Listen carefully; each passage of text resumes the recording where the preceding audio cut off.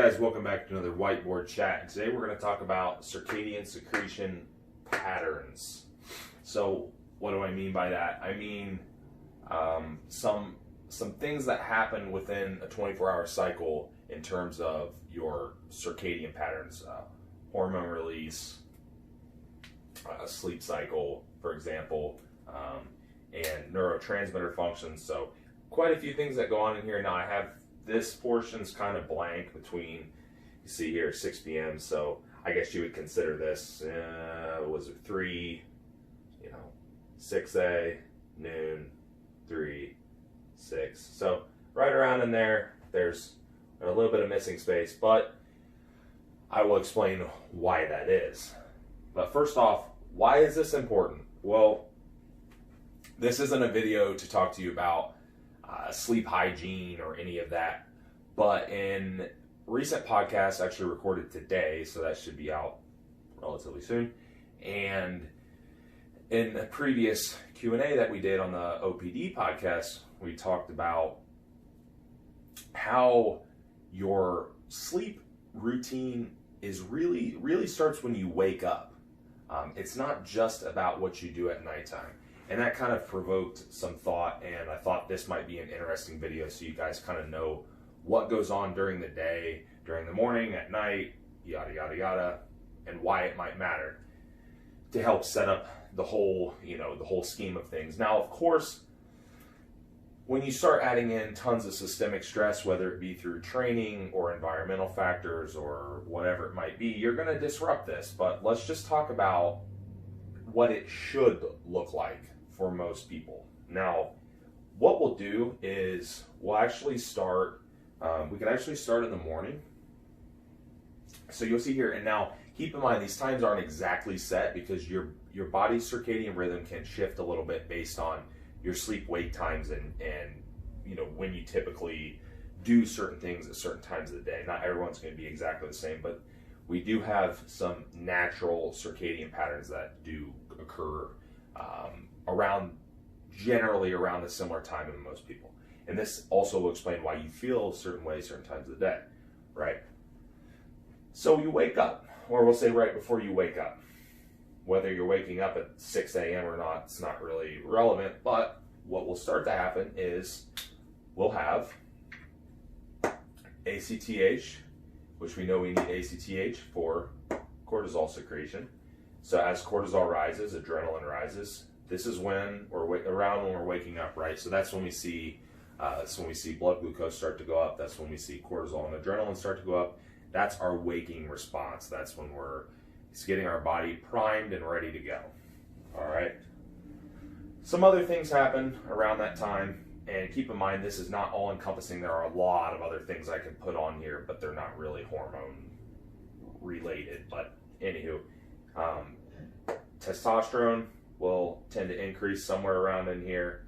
Alertness, as this cascade happens, high alertness. This is when alertness should be higher. If it's not, you might have a poor waking response or some adrenal dysfunction potentially. All right, and believe it or not, the pineal gland will actually control serotonin release in response to light, which is interesting because I think a lot of people think that serotonin is exclusively like a nighttime hormone when you get tired, and that's not really the case. It is relaxing and can improve mood, but it actually will be, released in response to light. So interesting. But some other things that happen in here, you will have normally digestive motility, and certain metabolic functions go up. So why do you have a bowels in the morning a lot of the time? Well, digestive motility and bowel stimulation is pretty much shut off during the night, or at least lowered a lot. And so you basically have all this stool that builds up and you got to go in the morning, right? Now during the day, you will see other neurotransmitters being more prominent. Of course, your more stimulating things like dopamine are going to be higher during the day. We'll kind of work our way over to nighttime. There's some other things that go on in here in terms of like lipid metabolism and some metabolic processes, but for the sake of this video, we're sticking to more immune function, hormones, and so on and so forth. So we move on to nighttime. You start to have some peak neutrophils. So neutrophils are a type of white blood cell. All right. And then melatonin secretion. Right here, this would be, what's this put us at? 6, 9. I try to make these times right around approximate, but melatonin secretion should be going up. What else happens at this point? Well, it's probably getting darker. Now, in the summertime, it gets a little more difficult, and people will notice this too in the wintertime, especially those that have a lot of issues with like seasonal affective disorder. They tend to get tired really early just because it gets dark really early. A lot of this is dictated by light getting in your eyes and then lack of light. So that's why artificial light can definitely disrupt this, which most of you have heard about blue light and so on. But that's why at night, especially in the summertime, I like to make sure all the lights are out. We'll use candlelight. It's plenty of light to do it. Like if I'm just eating a meal and finishing up some stuff and whatever it might be, it's plenty of light. All right, so peak neutrophils, melatonin secretion. As we get into sleep, growth hormone, adenosine, which will help is actually a large component in sleep. Believe it or not, caffeine has pretty much the opposite effect on adenosine. So why is it, part of the reason why it helps with daytime sleepiness, right? Leptin is actually going to be potentially higher around this time, believe it or not. Deepest sleep, this is so right around in like 2, 3 a.m. so on. If you know anything about sleep cycles, this is typically when deep sleep starts to occur and you have the most deep sleep.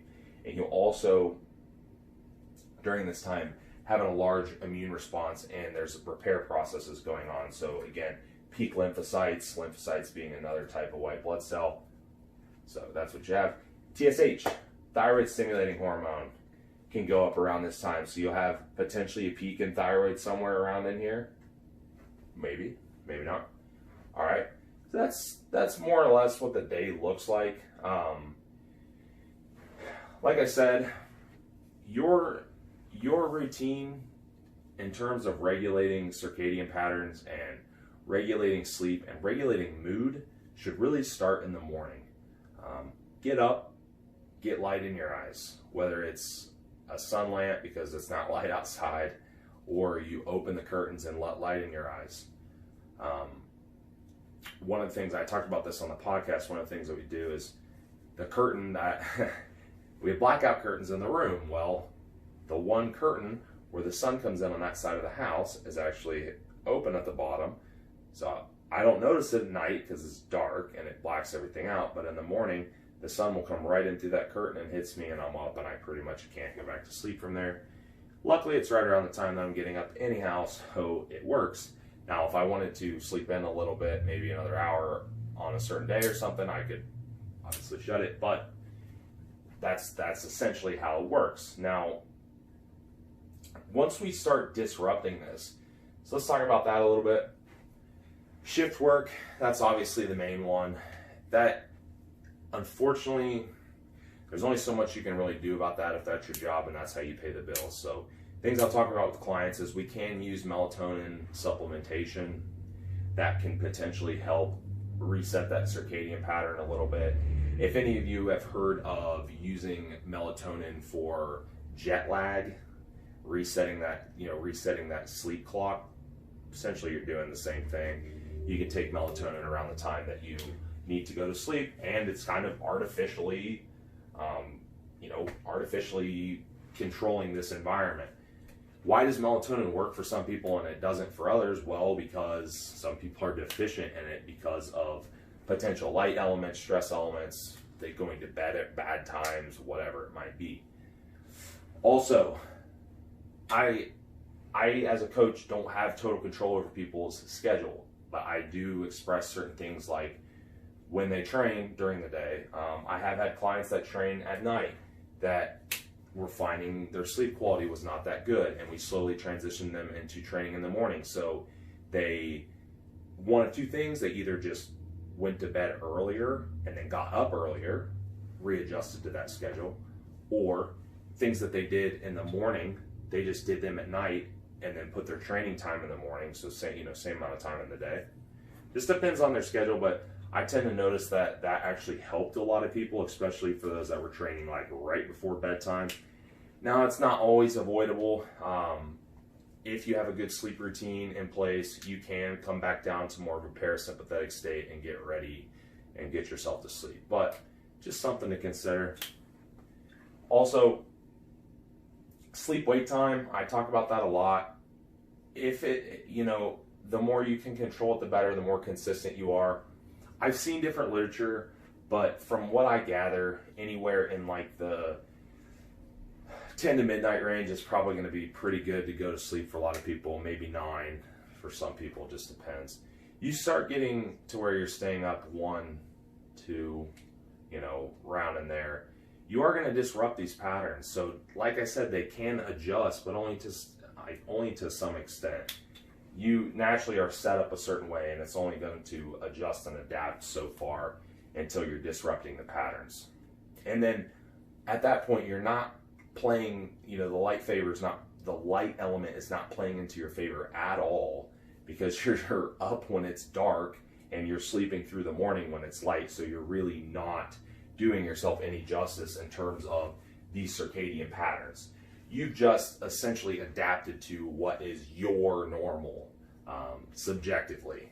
That doesn't necessarily mean that that's as good as you could feel had you actually adjusted to a good sleep-wake pattern when, sleeping when it's dark and waking up when it's light.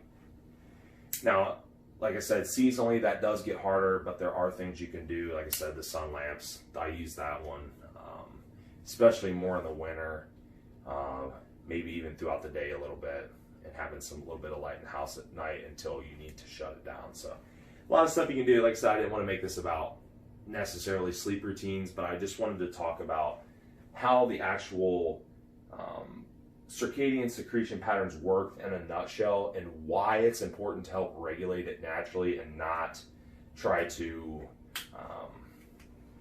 necessarily artificially regulate it with tons of supplements or just trying to adapt with it over time. So the more you can go to sleep when it's dark and wake up when it's light within kind of the time frames that I mentioned, the better off you are, and the more naturally your hormones and neurotransmitters are going to secrete, and the better you're probably going to feel, and the better you're probably going to perform.